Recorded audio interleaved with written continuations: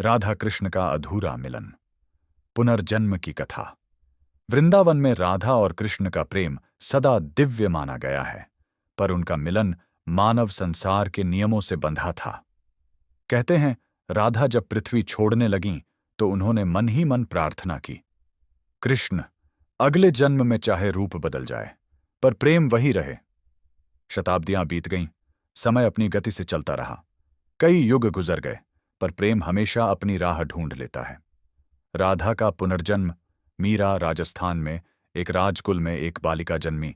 मीरा, जन्म से ही उसकी आंखों में अद्भुत चमक थी, और जैसे ही उसने होश संभाला, कृष्ण की मूर्ति देखकर मुग्ध हो जाती।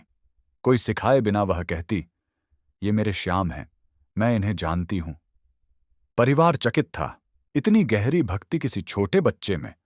मीरा की अद्भुत स्मृतियां बढ़ती उम्र के साथ मीरा का प्रेम कृष्ण के लिए और गहरा होने लगा। एक बार उसने अपनी सखी से कहा, मैंने इनसे पहले भी बातें की हैं, किसी पुराने जन्म में। सखी हंसकर टाल देती, पर मीरा की आंखें बहुत कुछ कह जातीं। कृष्ण का पुनर्जन्म। वृद्ध संत। दूर द्वारका के पास एक वृद्ध संत थे जो जन्म से ही कृष्ण भक्ति में डूबे रहते। उनका नाम था श्यामानंद। कहते हैं, जन्म लेते समय उनके हाथ में बांसुरी पकड़े होने जैसा एक रंग का निशान था। एक दिन संत ने मीरा को भजनों में तल्लीन देखा। उनकी आंखें नम हो गईं। यह स्वर, यह प्रेम, यह तो राधा का प्रेम है।